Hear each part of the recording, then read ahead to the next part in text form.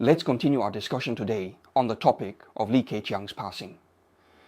After my program finished airing yesterday, I received an email from a student at Tsinghua University. He told me, "Wang, sir, do you know why there are no memorial activities at Peking University?" He said he wasn't clear about the specifics at Peking University, but all the students at Tsinghua had received a notice from the Youth League Committee forbidding them from participating in any offline or online memorial activities. He guessed that Peking University students must have received similar notices. If it weren't for these notices, he believes that students from both Peking University and Tsinghua would have organized some form of memorial activities. This explains why there was only a lonely bouquet of flowers under the statue of Kai Yuanpei at Peking University. Even such an act of mourning is nearly an act of defiance, because the school has explicitly ordered not to mourn. If someone is found laying flowers, they could be considered in the wrong. So, can you see? The mourning activities for Li Keqiang in the past few days have exhibited an attitude of being relaxed on the outside but strict on the inside. What does that mean? On the surface, it appears that the mourning activities for Li Keqiang are not interfered with. No one will stop you from mourning, nor will anyone arrest you at the sight of your mourning, which is also a form of assembly. But the so-called strictness on the inside refers to two aspects. On one hand, if you're within the system, nearly all institutional systems have received a notice not to participate in any online or offline mourning activities. Since you're under the jurisdiction of an entity, you must think thrice before acting. On the other hand, it pertains to the mourning activities themselves. As I mentioned in my program yesterday, blue vests, who are actually city management officers, started appearing on the scene. They maintain order on one hand, and on the other, as I said yesterday, they carve out an area to chase away those selling flowers so as to prevent the congregation of people's emotions. However, these blue vests have another important job, which is to remove any written memorials from the scene. Everyone knows that people who come to mourn Li Keqiang, besides bringing fresh flowers, many would write a memorial message. These messages are particularly dangerous. Everyone remembers the April 5th Tiananmen movement. It started with spontaneous mourning for Zhou and Lai's death. At first, it was just about laying flowers, but as it went on, people began to write memorials, poems, and even big character posters, which were read aloud on site. Eventually, under the backdrop and resonance of such an atmosphere, the April 5th Tiananmen movement was formed. Hence, the Communist Party has accumulated more experience in dealing with such mass movements, especially those caused by the death of political leaders. You can bring flowers, no problem there. But besides flowers, don't just say anything you want. Don't write memorial words casually. So now, those city management officers on the scene are taking away all those memorial texts. Once these memorials are all taken away, and it's only flowers, even though the relevant departments might be unhappy. Look, so many people bringing flowers for a prime minister like Li Keqiang. What are you implying? It's like you're trying to give us a signal. Who can't see that? But it's still tolerable. But those memorials become more and more outrageous as they are written. Starting with words like mourning Li Keqiang, phrases and statements he himself had written or said, they then begin to introduce Li Keqiang to comment on this era, on the past 10 years, who can't see what's happening. So in my view, during the mourning of Li Keqiang, these memorials actually became a wall of words that the public could express openly, a chance we usually don't get to articulate our understanding of this era and our views on politics. Thus, the memorials for Li Keqiang turned into a sort of indirect public expression. Among these expressions, the one that struck me the most was one I saw yesterday, which said, "Artificially designed adoration is fragile, while genuine love and respect are truly touching." I think this accurately summarizes the real feelings of the public during the mourning activities for Li Keqiang. Let's talk about the second part. Genuine love and respect are truly touching. It means that even though Li Keqiang may not have been an especially powerful prime minister, he was generally more personable, didn't put on airs, and was relatively incorrupt. Thus, the affection shown by the people for such a political figure was heartfelt. Think about it. Nobody forced them to bring flowers. There was no organized mobilization. Didn't all the people spend their own money to bring bunches of flowers to the site? In a society like China, the kind of interaction between the people and political figures, if it weren't for organized mobilization to be able to muster such a grand scale of force, that truly would suggest that people's affection for Li Keqiang is heartfelt. That's the first point. Second, what does the previous sentence mean by carefully designed worship crumbles easily? Who is that referring to? Isn't that referring to Xi Jinping? So today we want to talk about this statement. As everyone knows, in the last 2 years, there has been an international commentary around Xi Jinping, which is that he is retracing the path of personal worship once walked by Mao Zedong. This is manifested in several ways. For instance, each leader of the Communist Party has typically summed up their own theories and incorporated them into the party's constitution. There are Mao Zedong thought, Deng Xiaoping theory. The three represents important thought, the scientific outlook on development. When it came to Xi Jinping, of course, he also qualified to have his thoughts written into the party constitution. At the 19th National Congress, Xi Jinping got his thoughts written in, called Xi Jinping Thought on Socialism with Chinese Characteristics for a New Era. This has a higher status. First off, Jiang Zemin and Hu Jintao, after having their theories included in the party constitution, did not have their names attached. Only two people had that privilege, Mao Zedong and Deng Xiaoping. After that, no one's name was attached. Although it's your theory, Xi Jinping's name was attached. That's one thing. Second, it's not just with his name, but it's also called thought. You have to know, within the linguistic framework of China, thought is of utmost importance. Deng Xiaoping's was called theory, and theory is not as high level as thought. Then, following Jiang Zemin, although it was called the three represents important thought, you must understand that there's a very important qualifier before thought here. Three represents. It implies that Jiang Zemin only had thought within this particular scope. As for Hu Jintao, it was called the scientific outlook on development. Outlook turns into a viewpoint, which is of even lower status.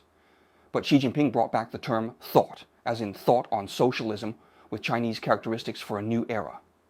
So think about it, Xi Jinping clearly surpasses Hu Jintao and Jiang Zemin, reaching the stature of Deng Xiaoping and Mao Zedong.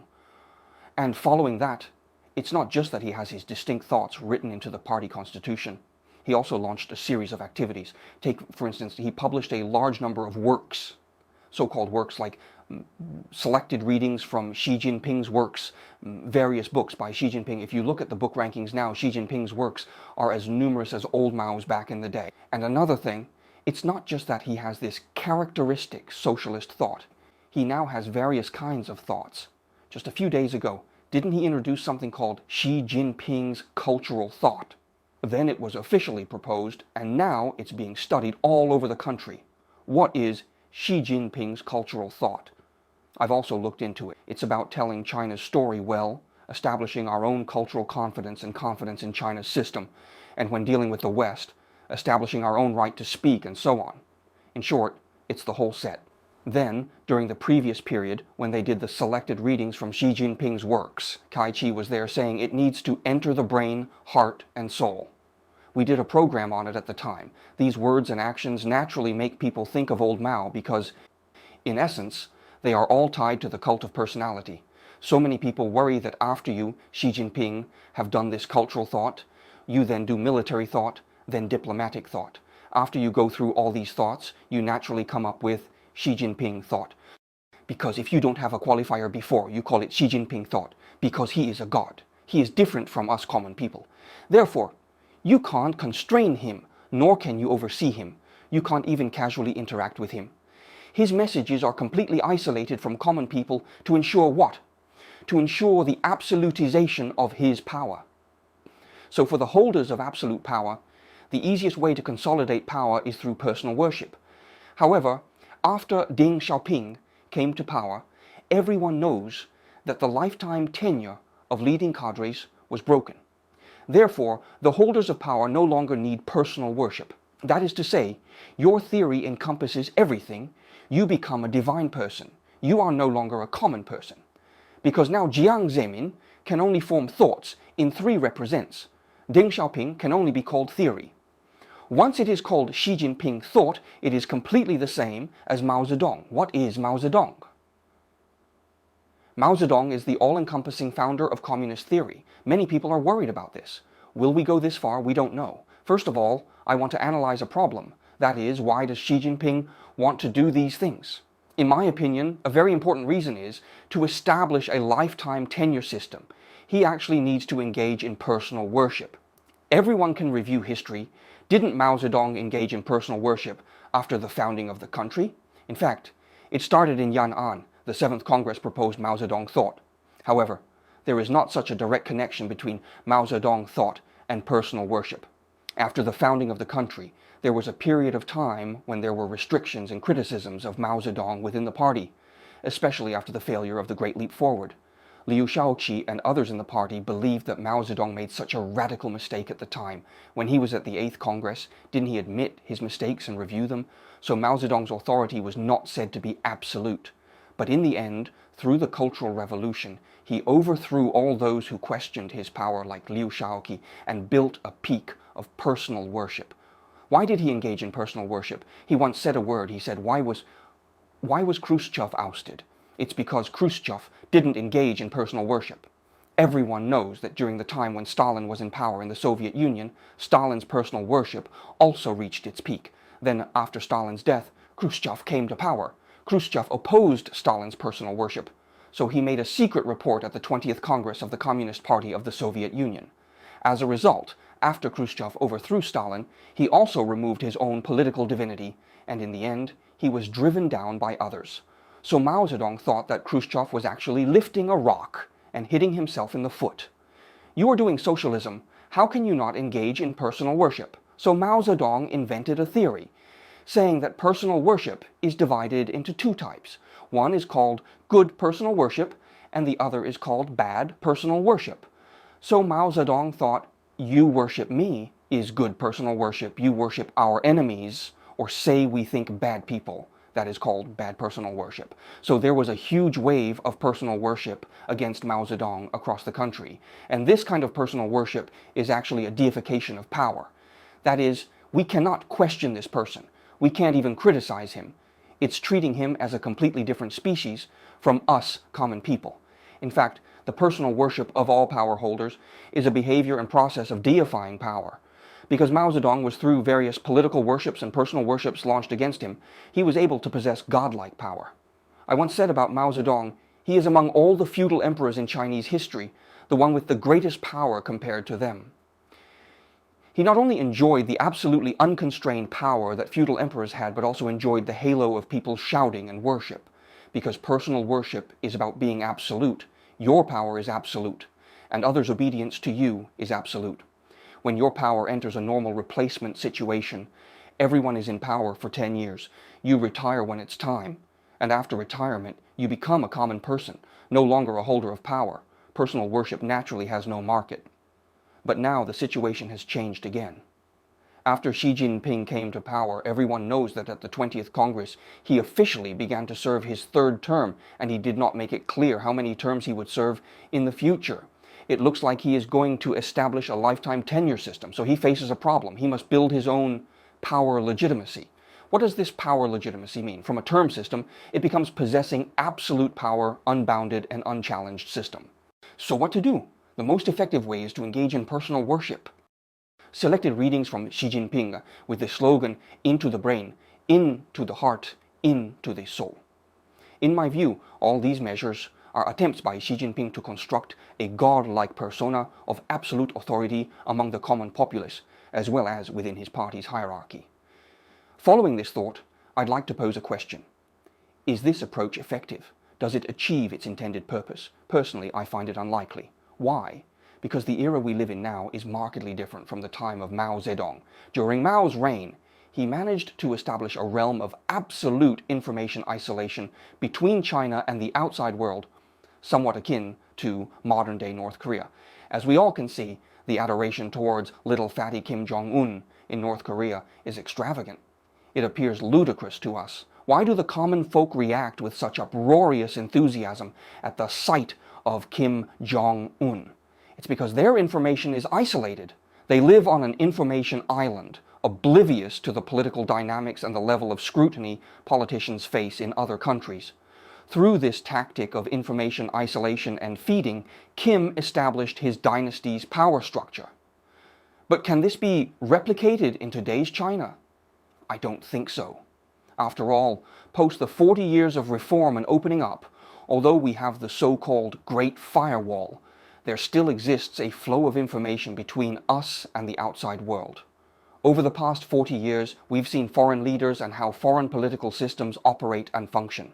We know that in a normal country, leaders cannot hold lifelong positions. They can't be always right. In a normal country, political leaders are bound by and accountable to the populace. We also know that in a normal country, these so-called political leaders should not be revered by the public. Instead, they should serve as protectors of the public's interests. This brings me to my second point. After 40 years of enlightenment through reform and opening up, I believe a large majority of the Chinese populace has undergone a mental awakening. What does this awakening entail? It signifies that the relationship between the common folk and politicians is not one of groveling at the politicians' feet, but rather one where politicians should work for the welfare of the people. This understanding has seeped into the bones of almost every Chinese, especially the educated ones, and has become a self-awareness. Under such cognition, attempting to foster a cult of personality is difficult. What does a cult of personality establish? It establishes a relationship between you and the politician as one between a god and a human, where the politician is always wiser, always right, and you are perpetually in an ignorant, humble state before them. But once the populace is awakened, recreating such a state is, to put it mildly, harder than reaching the skies. This is precisely why, during the nationwide mourning events for Li Keqiang, people wrote these two sentences. The meticulously constructed adoration crumbles easily. The heartfelt reverence is touching. What does it mean? No matter how much effort you put into building personal adoration among the populace, although within your controlled information system we have no means to express our discontent or disdain, the moment a tiny spark or a slight opportunity arises, you will realize that your so-called emperor's new clothes can't withstand a blow. This was the most powerful outcry from the people during Li Keqiang's memorial events. It also tells you why the relevant departments had to collect all these written memorials, because they voiced the people's hearts, and such voices cannot be spread. They must be suppressed. There's a need to meticulously reconstruct the so-called personal adoration. However, in an awakened era, in my view, all these efforts are in vain. Ultimately, whether a political figure can earn the recognition or even the adoration of the populace in the current times boils down to one criterion: whether you, during your term, are working for the welfare of the general public and not consolidating as much power as possible for yourself. When your term is over, do you transfer this power to others, or do you clutch onto this power and never let go, placing any challenges in dire straits? I believe this has become a basic consensus in modern political civilization. You can imagine that in our history there was indeed a form of adoration towards political strongmen, such as Mao Zedong. When Mao Zedong died, he was still tightly gripping onto power. This was because he, through personal adoration, constructed a so-called deified scenario. You can imagine how many people in present-day China still worship or respect Mao Zedong. Of course, I don't deny that many people still harbor affection for Mao Zedong. However, in my view, this is largely due to the lack of transparency in information. If you were to understand Mao Zedong, his reckless actions during his tenure, the ugly visage of his relentless grasp on power even unto death, or say, his brutal suppression of others in political struggles, I believe not many would still respect him from the heart. I think many political figures, when seizing such power like Mao Zedong, on one hand may be for personal gains, but aren't they also seeking a historical positioning? Yet, imagine, although while alive you could protect your power through such meticulously constructed personal adoration, what about after your death? Suppose 300 or 200 years after your death, when people evaluate you, showing complete disdain, even contempt towards you. Do you think the power you clutched onto today really holds that much value? Therefore, in my view, the so-called meticulously constructed personal adoration is extremely fragile. What really matters in today's political process is the public's heart. Any political figure, even if you possess power beyond all institutional constraints, if you cannot win the public's heart, cannot gain their approval, all these political adorations are indeed extremely fragile. Okay, that's all I have for today. Thank you, everyone.